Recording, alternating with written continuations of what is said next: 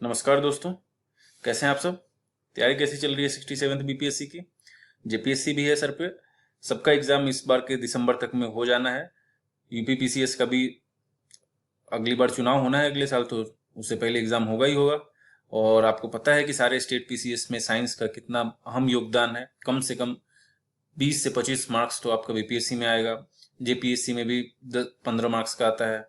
UPPCS में भी वही हाल है। तो ऐसे में हम साइंस को छोड़ के नहीं चल सकते कि मैं आर्ट्स का हूँ, मैं किसी और सब्जेक्ट का हूँ, मेरे से साइंस नहीं होता, मेरा मन नहीं लगता साइंस पढ़ने में। तो साइंस तो करना ही होगा। और बहुत इजी क्वेश्चंस होते हैं अगर अच्छे से देखा जाए तो। कई बार लोग 6 to 10 कि आपको अलग से पढ़ने की जरूरत नहीं पड़ेगी। आपको जब भी मौका मिले 5 मिनट कान में लगाइए, खेलते वक्त, घूमते वक्त, बैठते वक्त, खाना खाते वक्त, और इसको सुन ले इस वीडियो को। आपकी साइंस की तैयारी 80 to 90% ऐसे हो जाएगी। फिर प्रीवियस ईयर का जिस भी एग्जाम को आप दे रहे हैं उसका प्रीवियस ईयर का क्वेश्चन निकाले। कोई लुसेंट, कोई एनसीईआरटी की जरूरत नहीं है। मैं इसे मना नहीं कर रहा हूँ कि लुसेंट बहुत बढ़िया किताब है, एनसीईआरटी बहुत बढ़िया किताब है, बेसिक है, आपकी बेस को मजबूत करेगा। लेकिन चूंकि अब हमारे पास केवल 6 महीने है, तो इसी में हमको सारे विषय की तैयारी करनी है। तो ऐसे में हम किसी एक सब्जेक्ट को 3-3 महीने नहीं दे सकते। अगर आप 1 साल वाले बंदे हैं, 2 साल आपके पास समय है हाथ में, तो आप बिल्कुल एनसीईआरटी पढ़िए, लुसेंट अच्छे से पढ़िए, क्राउन बढ़िया से पढ़िए, और फिर प्रीवियस ईयर क्वेश्चन देखिए, आपका बनेगा, 100% बनेगा। लेकिन चूंकि अब हमारे पास समय है कम, केवल 6 महीने बचे हैं, कमर कस लेना है, बिल्कुल भी आलस में नहीं आना कि कर लेंगे हो जाएगा। तो चलिए शुरू करते हैं आज से घटना चक्र का सीरीज साइंस का। तो सबसे पहले हम देखेंगे फिजिक्स। तो एक बार देख लेते हैं कि फिजिक्स में कौन कौन सा चैप्टर है। पहला आपका मेजरमेंट है, मेजरमेंट एंड यूनिट्स। सेकंड उसी से रिलेटेड है इंस्ट्रूमेंट्स, जिससे हम मेजरमेंट करते हैं वो। फिर मैकेनिक्स, जिसमें आपको गति के नियम जो हैं, काइनेटिक्स वगैरह, वो सब पढ़ेंगे। फिर ग्रेविटी है, ग्रेविटेशनल फोर्स से रिलेटेड आपका।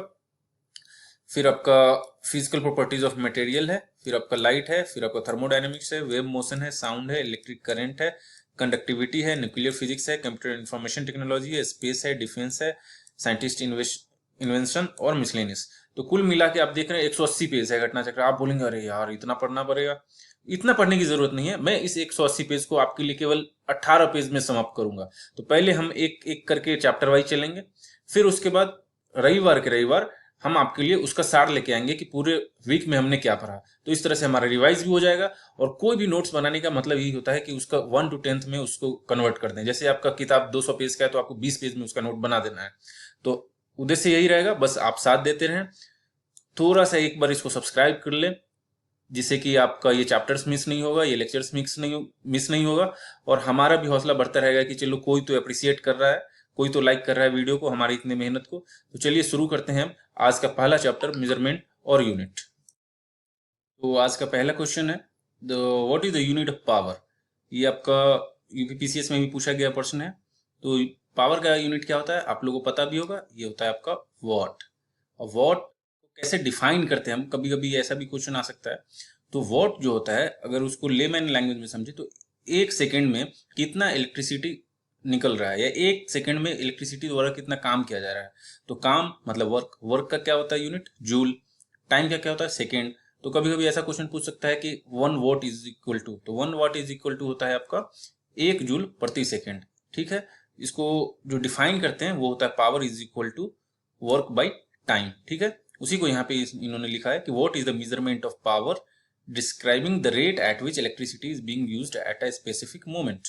ठीक है। इसी का बड़ा यूनिट जो होगा वो किलो वॉट हो जाएगा। 1 वॉट इज इक्वल टू कितना kilo, sorry 1 kilo watt is equal to कितना वॉट होगा। तो 1 किलो बराबर कितना होता है, 1000 होता है। जैसे 1 केजी मतलब क्या होता है, 1000 ग्राम। तो वैसे ही 1 के वॉट मतलब 1 किलो वॉट मतलब कितना वॉट होगा, 1000 वॉट होगा। ठीक है। अब आते हैं नेक्स्ट क्वेश्चन पे हम। तो आपका नेक्स्ट क्वेश्चन जो है वो है द यूनिट ऑफ फोर्स। तो यूनिट ऑफ फोर्स वो क्या होता है, वो होता है न्यूटन। ठीक है। ये क्वेश्चन बीपीएससी में भी पूछा गया है, इसको ध्यान रखेंगे। Unit of force MP MP Madhya Pradesh वाले में भी पूछा गया है। फोर्स का मात्रक क्या है, न्यूटन। न्यूटन को कैसे डिफाइन कर सकते हैं, तो न्यूटन को डिफाइन कर सकते हैं आप कि mass into acceleration. Mass into acceleration ज्यादा समझने की जरूरत नहीं है, बस इतना समझे कि मास जो होता है वो किलोग्राम में डिफाइन किया जाता है, एक्सलेरेशन को हम लोग करते हैं मीटर पर सेकेंड स्क्वायर। तो इससे हम इसका भी मात्रक हमें पता चल गया कि मास का मात्रक क्या होता है, वो होता है केजी, और एक्सलेरेशन का मात्रक क्या होता है, वो होता है मीटर पर सेकेंड स्क्वायर। तो फोर्स इज इक्वल टू क्या हुआ, केजी इंटू मीटर पर सेकेंड स्क्वायर। फोर्स का यूनिट क्या होता है, SI unit of force, Newton होता है, तो 1 न्यूटन इज इक्वल टू कितना हो गया, 1 केजी मीटर पर सेकेंड स्क्वायर। तो कभी कभी आपको ऑप्शन ऐसा देगा कि फोर्स का मात्रक क्या होता है, न्यूटन, फेराडे, केजी मीटर पर सेकेंड स्क्वायर। तो आपको दोनों लगाना है कि मतलब more than one of the above, एक से ज्यादा। क्यों? क्योंकि उसका न्यूटन भी होता है और इसका क्या होता है, सेकंड वाला क्या हमने आपको अभी बताया, केजी मीटर पर सेकेंड स्क्वायर। ठीक है, अब नेक्स्ट क्वेश्चन देखें, यूनिट ऑफ जूल। तो यूनिट ऑफ जूल क्या होता है, तो यूनिट ऑफ जूल जो होता है आपका, सॉरी, यूनिट ऑफ वर्क। तो यूनिट ऑफ वर्क क्या होता है, मैंने आंसर पहले ही बता दिया आपको, जूल। ठीक है, अब इसमें हम देखेंगे कि ये जो है आपका जूल को हम लोग डिफाइन कैसे करते हैं। क्योंकि क्या होता है कि मात्रक को समझने के लिए ना आप उसके परिभाषा को समझने की कोशिश करिए। परिभाषा अगर समझ में आ गया तो उसका मात्रक आपको याद रहेगा। ठीक है, तो वर्क को कैसे डिफाइन करते हैं, तो when a force acts to move an object, then work done by the force is equivalent to the product of force and displacement in the direction of force. It is a scalar quantity. The SI unit of work is Newton meter, which is also called as joule. Joule is the unit of energy. ठीक है, तो work का हमने देखा कि मात्रक होता है जूल। जूल को कैसे परिभाषित करते हैं, तो जूल मतलब किसी भी वस्तु पर अगर आप फोर्स लगाते हैं तो फोर्स के द्वारा उसका डिस्प्लेसमेंट कितना हुआ, मतलब एक्चुअल जो डिस्प्लेसमेंट आया उसके पोजीशन में इनटू फोर्स जो हमने उस पर लगाया, इन दोनों को मल्टीप्लाई करें तो फोर्स का क्या मात्रक होता था, अभी ऊपर में हमने देखा न्यूटन, और डिस्प्लेसमेंट का मात्रक क्या होता है, मीटर। ठीक है, तो इसका मात्रक कैसे, जूल का सॉरी वर्क का क्या होगा मात्रक, न्यूटन इंटू मीटर, मतलब न्यूटन मीटर, इसी को हम लोग जूल भी बोलते हैं। ठीक है, तो कहीं के देगा कि 1 जूल बराबर कितना होगा, तो 1 जूल बराबर होगा आपका 1 न्यूटन मीटर। ठीक है, और जूल जो होता है वर्क का भी मात्रक होता है, और जूल जो होता है आपका एनर्जी का भी मात्रक होता है। ठीक है, और दूसरा कभी कभी ऐसा ही पूछता है कि निम्नलिखित में से कौन कौन से स्केलर क्वांटिटीज हैं। अब स्केलर क्वांटिटी क्या होता है वो हम बाद में देखेंगे, बताएंगे आपको, और वेक्टर क्वांटिटी क्या होता है ये बाद में बताएंगे। कोई भी जो क्वांटिटी होती है, जो आपका ऑब्जेक्ट है, उसको 2 भाग में बांटा जाता है, स्केलर और वेक्टर में। तो स्केलर मोटा मोटी समझिए कि जिसमें कोई दिशा नहीं होता है, वेक्टर में आपका एक वो डायरेक्शन होगा, स्पेसिफाइड डायरेक्शन होगा, उसको वेक्टर क्वांटिटी बोलेंगे। फिर उसको और भी आगे डिटेल में देखेंगे, अभी तक के लिए इतना ही। नेक्स्ट क्वेश्चन है आपका कि SI unit of electrical resistivity. तो इलेक्ट्रिकल रेसिस्टिविटी ऑफ कंडक्टर को हम लोग किस में मापते हैं, तो रेसिस्टेंस को किस में मापते हैं, आपने सुना होगा, तो रेसिस्टेंस को हम लोग ओम में मापते हैं, रेसिस्टिविटी ओम मीटर होगा, देखते हैं आगे। ठीक है,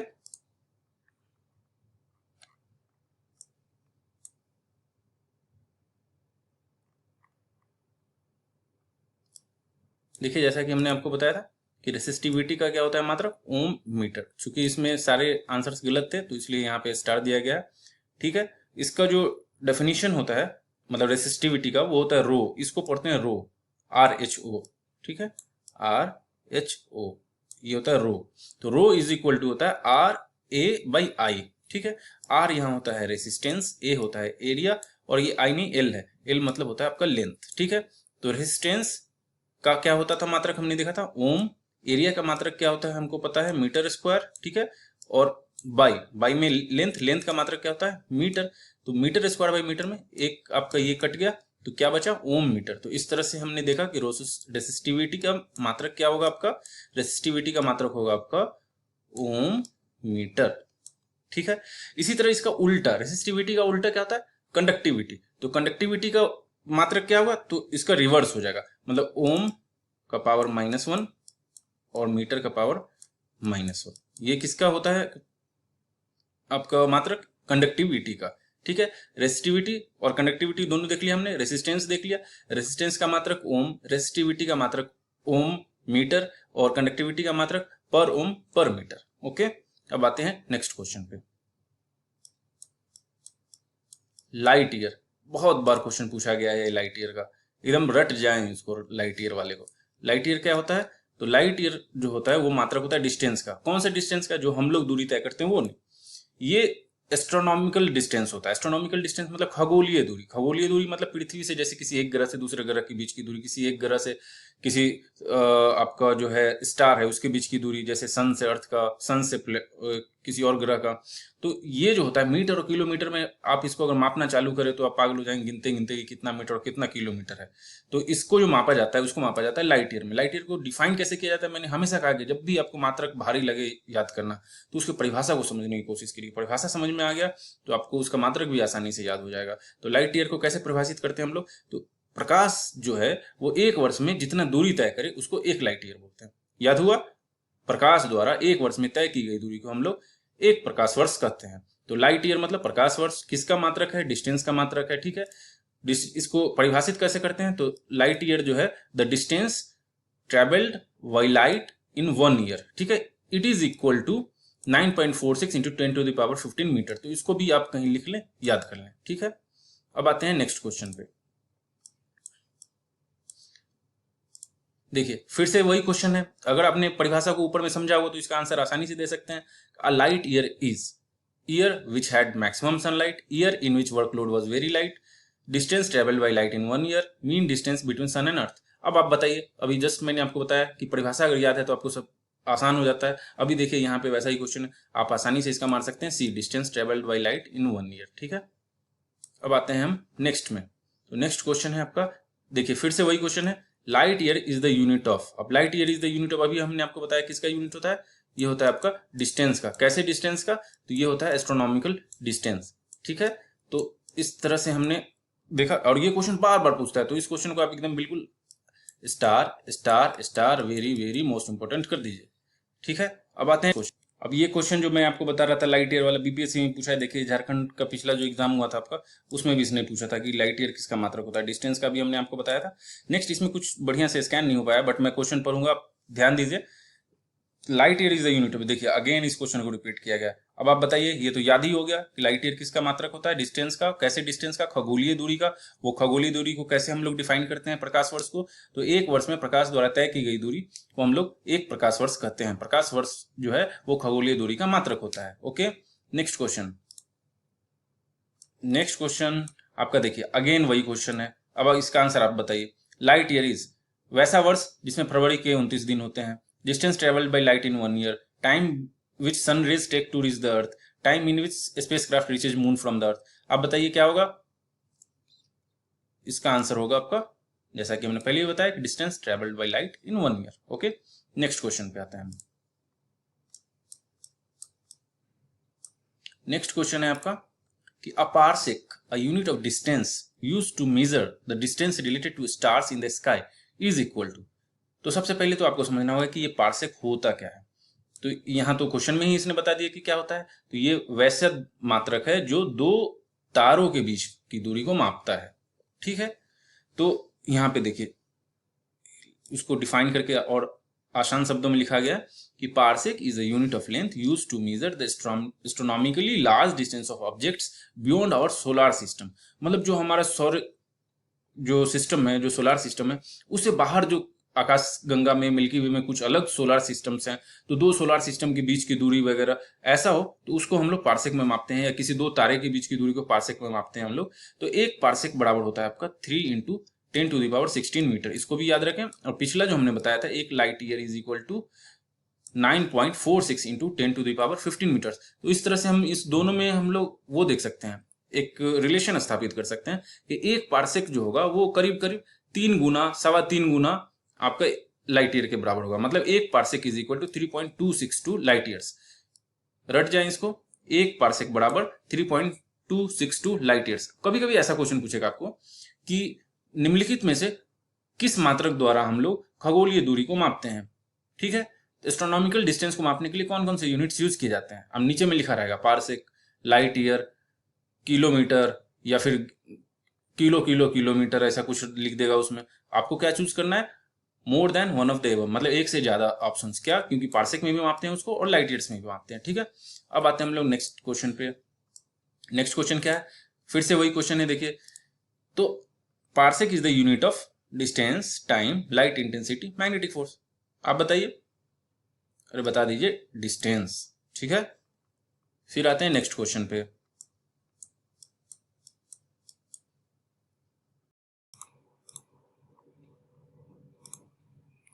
नेक्स्ट क्वेश्चन क्या था अपना, ये तो हमने देख लिया था, लाइट ईयर वाला पार्सेक भी देख लिया था यहाँ से, ठीक है। Which unit of measurement is multiplied by 0.3 to convert it into inches, ठीक है। तो एक इंच बराबर कितना सेंटीमीटर होता है? तो एक इंच बराबर जो होता है आपका 1/39, या फिर ऐसे समझ लें कि एक सेंटीमीटर बराबर 0.39 इंच होता है ठीक है। तो ये आपका हो गया कि याद रखना है 1 centimetre is equal to 0.39 inches, ठीक है।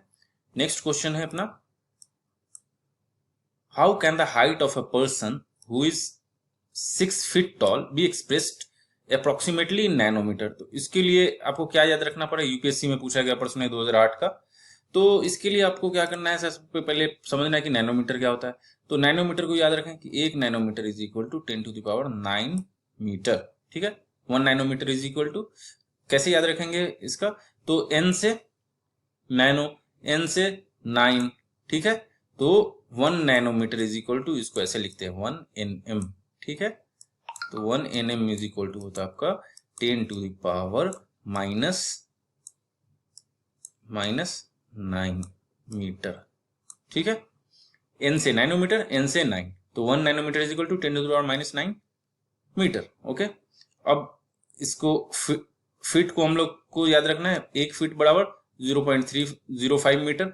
तो 1 फीट इज इक्वल टू, इसको नैनोमीटर में कन्वर्ट करना चाहे तो इसका मीटर के बदले में हम लिख सकते हैं यहाँ पर 10⁹9, उसको मल्टीप्लाई करेंगे तो ये आ जाएगा 30.5 इंटू 10⁻7 नैनोमीटर। अब इसको 6 फीट, 1 फीट बराबर इतना है तो 6 फीट बराबर गुना 6 कर देंगे।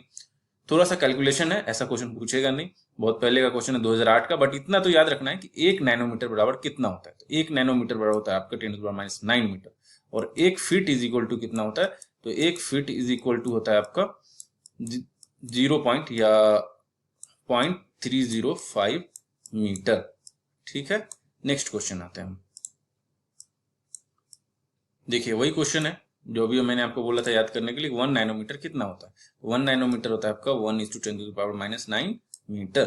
तो उसको अगर सेंटीमीटर में कन्वर्ट करना है तो मीटर की जगह पे सेंटीमीटर डाल दीजिए। तो मीटर की जगह सेंटीमीटर डाले तो 1 मीटर बराबर कितना हमको पता है, 100 सेंटीमीटर होता है। तो यहाँ पे गुना 100 सेंटीमीटर लिख दीजिए, तो क्या हो जाएगा वो 10⁻7 सेंटीमीटर, ठीक है। नेक्स्ट क्वेश्चन है आपका कि एम्पियर किसका यूनिट होता है। Ampere is the unit of, तो हमने घर का जो इलेक्ट्रिसिटी में वायर यूज होता है वो खरीदते हैं, क्या बोलते हैं दुकानदार को जाके कि 0.5 एम्पियर का दे दीजिए, 1 एम्पियर का दे दीजिए वायर। तो 1 एम्पियर होता क्या है, तो 1 एम्पियर जो होता है वो यूनिट होता है आपका कि उससे कितना इलेक्ट्रिसिटी पास हो सकता है। तो क्वेश्चन समझ लिया कि एम्पियर किसका मात्रक होता है, और आंसर भी समझ गया क्या होता है, किसका, इलेक्ट्रिसिटी का, इलेक्ट्रिक करंट का, ठीक है। इसको कैसे डिफाइन करते हैं, परिभाषा याद कर लीजिए, काम आएगा। तो ampere is the unit to measure electric current. If 1 ampere current is flowing in any conducting wire, it means 6.25 into 10⁸18 electrons are entering per second from one direction and same amount of electrons flows from। देखिए इसको आसान तरीके से समझना ये है कि आपका कितना चार्ज जो है वो आपका पर सेकेंड किसी कंडक्टर से फ्लो होता है, बस इतना ही याद रखना है। उसको बोलते हैं इलेक्ट्रिक करंट, और उसका मात्रक होता है एम्पियर। तो एम्पियर क्या हुआ, यूनिट हुआ। यूनिट मतलब 1 सेकेंड में किसी कंडक्टर से कितना चार्ज फ्लो कर रहा है उसको हम लोग एम्पियर बोलते हैं, ठीक है। तो उसका जो क्वांटिटेटिव वैल्यू होता है वो कितना होता है, 6.25। अगर 6.25 इंटू 10⁸18 इलेक्ट्रॉन्स निकल रहा है उससे प्रति सेकंड, तो उसमें कंडक्टर से जो इलेक्ट्रिसिटी फ्लो हो रहा है उसको बोलेंगे कि 1 एम्पियर का इलेक्ट्रिसिटी उससे फ्लो हो रहा है। फिर से समझ लें इसको, प्रति सेकंड अगर 6.25 इंटू 10⁸18 इलेक्ट्रॉन्स किसी कंडक्टर से पास हो रहा है, बह रहा है, तो उस इलेक्ट्रिसिटी की मात्रा को हम लोग एक्सप्रेस करेंगे 1 एम्पियर में। तो 1 एम्पियर क्या हो गया आपका कि यूनिट ऑफ इलेक्ट्रिसिटी, ठीक है। उसका क्वांटिटेटिव वैल्यू भी हमने देख लिया। अब नेक्स्ट क्वेश्चन देखते हैं, मेगावाट। मेगावाट जो है वो आपका किसका वो होता है, is measuring unit of power which is generated, consumed, ठीक है। तो किसका होगा, कंज्यूम।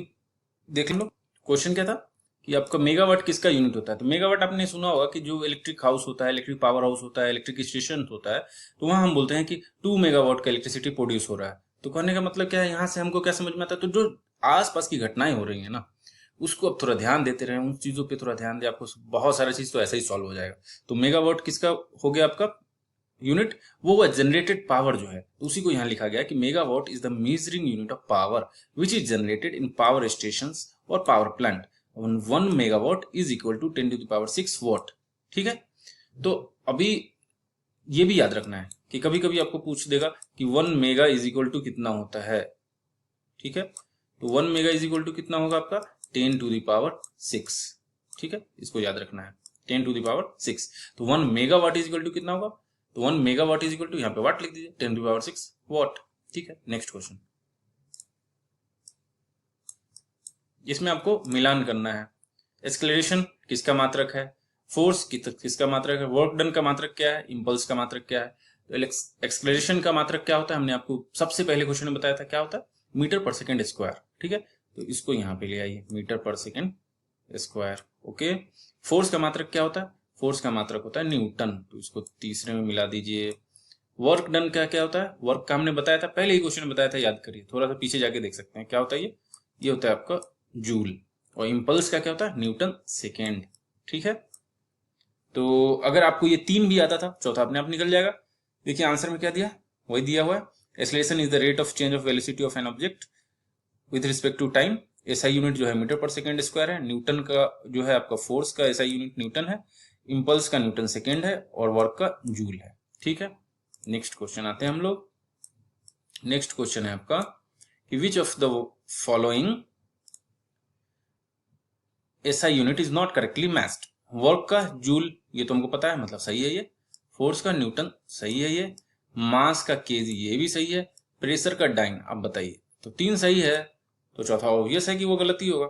ठीक है, तो प्रेशर का असली मात्रक क्या होता है, ये क्वेश्चन बीपीएससी में भी पिछले साल में पूछा गया था, इसको ध्यान रखिएगा।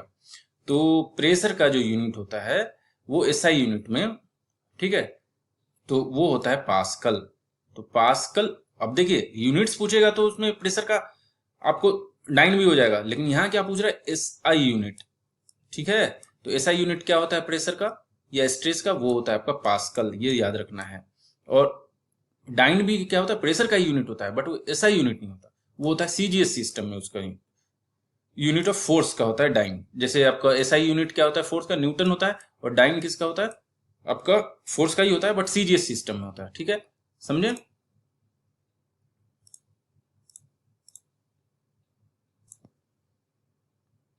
नेक्स्ट क्वेश्चन आपका मैचिंग है। What not, select the correct answer codes. ठीक है, व्हाट किसका रहेगा आपका, नॉट किसका रहेगा, और आगे क्या है वो भी देख लीजिए। इसमें आगे है आपका नॉटिकल माइल कैलोरी। ठीक है, तो व्हाट किसका था हमने पहले देखा था, पावर का।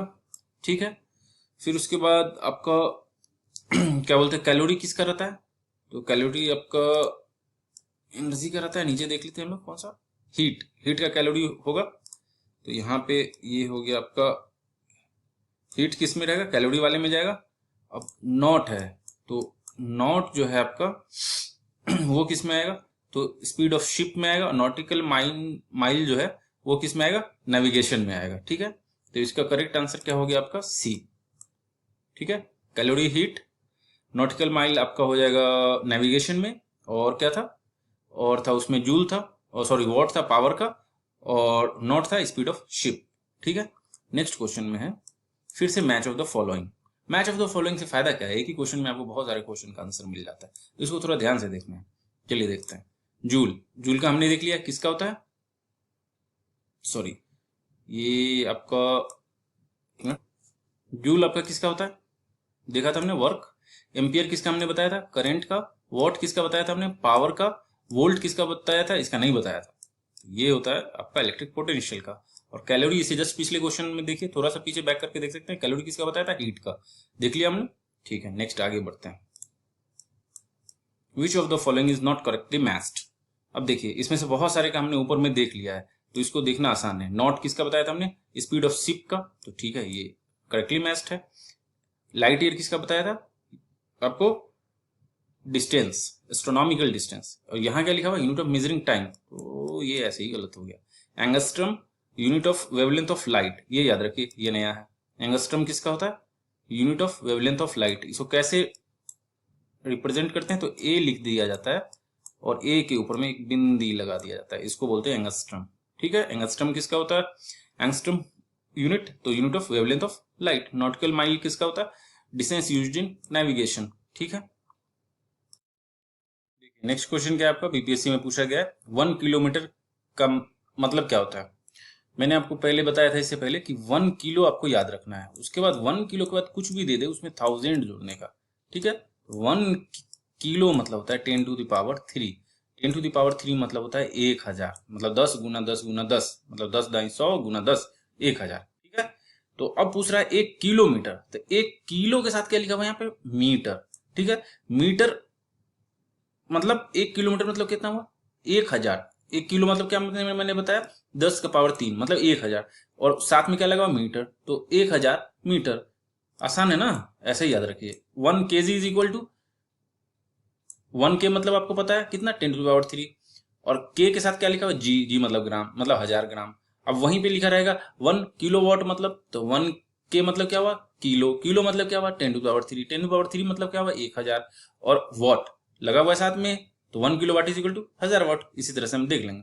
मेगा कैसे ही मैंने आपको बताया था, 1 मेगा मतलब 10 टू पावर 6, तो उस 10 टू पावर 6 को आपको याद रखना है, साथ में जो लगा रहे उसको लगा देना बाद में। ठीक है, अभी थोड़ा मैं एक्सप्लेन करता हुआ चला जा रहा हूँ, आपको दोबारा पढ़ने की जरूरत नहीं पड़े, अलग से जाने की जरूरत नहीं पड़ी, तो थोड़ा लंबा वीडियो बनेगा, थोड़ा पेशेंस रखे, लेकिन at the end of the video आपको लगेगा कि चलो ये चैप्टर मेरा तो कंप्लीट हो गया, अब दोबारा पढ़ने की जरूरत नहीं है। ठीक है, अब आते हैं 1 पिकोग्राम। ठीक है, अब 1 पिको को याद कर लेना है। पिको को हम लोग स्मॉल पी से डिनोट करते हैं। ठीक है, 1 पिको मतलब होता है 10 टू द पावर -12, ये याद रखना है। तो ऐसे ही करके आप शॉर्ट नोट्स बना लिए वीडियो को देख करके। ठीक है, पॉज करके। 1 पिको मतलब 10 टू द पावर -12, 1 माइक्रो मतलब 10 टू द पावर -6, 1 फेमटो मतलब 10 टू द पावर -15, 1 मिली मतलब 10 टू द पावर -3, 1 नैनो मतलब 10 टू द पावर -9। अब इसके साथ अगर ग्राम लिखा है तो इधर ग्राम लिख दीजिएगा, इधर अगर मीटर लिखा है तो इधर मीटर लिख दीजिएगा, इधर अगर सेंटीमीटर लिखा तो इधर सेंटीमीटर लिख दीजिएगा, इधर वॉट लिखा तो इधर वॉट लिख दीजिएगा। तो याद क्या करना है, जैसे 1 किलो मतलब 10 टू द पावर 3, 1 मेगा मतलब 10 टू द पावर 6। ठीक है, ऐसे ही अब यहीं पर उसी प्रकार से क्या लिखा हुआ है, 1 मिली मतलब 10 टू द पावर -3, अब 1 मिलीग्राम मतलब 10 to the power -3 gram, 1 nanogram मतलब 10 to the power -9 gram, 1 pico मतलब 10 टू द पावर -12, अब 1 पिकोग्राम मतलब 10 टू द पावर -12 ग्राम। इसी तरह से आप इसको याद कर लेंगे। ओके, तो 1 पिकोग्राम कितना हुआ? 10 टू द पावर -12 ग्राम। आते हैं next, pascal is the unit of measuring. अभी मैंने आपको बताया था पास्कल किसका यूनिट होता है? प्रेशर का ऐसा यूनिट होता है। ठीक है, 1 पास्कल इज इक्वल टू क्या होता है आपका? 1 पास्कल इज इक्वल टू होता है 1 न्यूटन पर मीटर स्क्वायर। एक यूनिट एरिया पे कितना फोर्स लगा है उसको हम लोग प्रेशर बोलते हैं। तो परिभाषा याद किए, 1 यूनिट क्षेत्रफल में, 1 यूनिट एरिया में, मतलब 1 यूनिट एरिया का क्या होता है आपका? ये मात्रक मीटर स्क्वायर। तो 1 मीटर स्क्वायर में कितना फोर्स लग रहा है, तो मतलब फोर्स प्रति मीटर स्क्वायर। फोर्स का क्या होता है मात्रक? न्यूटन, तो न्यूटन प्रति मीटर स्क्वायर। तो ऐसा unit 1 pascal is equal to क्या होगा? 1 न्यूटन प्रति मीटर स्क्वायर। 1 न्यूटन प्रति मीटर स्क्वायर को 1 न्यूटन को हम लोग क्या लिख सकते हैं? केजी मीटर पर सेकंड स्क्वायर, उसी को कन्वर्ट करके यहाँ पे लिख दिया है। ठीक है, याद कर लेंगे।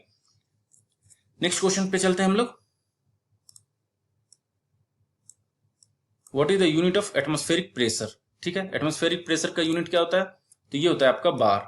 ठीक है, और एक बार इज इक्वल टू कितना होता है, इसको याद रखेंगे, जरूरी है। एक bar is equal to 10 to the power 5 pascal. ठीक है, नेक्स्ट क्वेश्चन है आपका, 1 KG centimetre square pressure is equal to कितना होता है? तो 1 KG per centimetre square pressure is equivalent to 1 bar होता है। इसको भी याद रखें, यहीं पे इस केजी इक्वल टू में लिख दीजिएगा और शॉर्ट नोट्स में डाल दीजिएगा। क्या? 1 बार इज इक्वल टू आपका होता है 10 टू द पावर 5 पास्कल, और इज इक्वल टू होता है 1 केजी पर सेंटीमीटर स्क्वायर। ठीक है, तो यहीं तक आज का रहने देते हैं वीडियो। अगले वीडियो में इसको और कंटिन्यू करेंगे, नहीं तो लंबा हो जाएगा पहले ही दिन, तो फिर आपको लगेगा अरे सर बहुत खींचते हैं। लेकिन इसको देखने के बाद आपको किसी चीज की पढ़ने की जरूरत नहीं है, ऐसे ही रिवाइज हो जाएगा। तो चलिए, तब तक के लिए थैंक यू, धन्यवाद। सब्सक्राइब जरूर कर दीजिएगा, लाइक भी कर दीजिए और शेयर भी करते रहिए।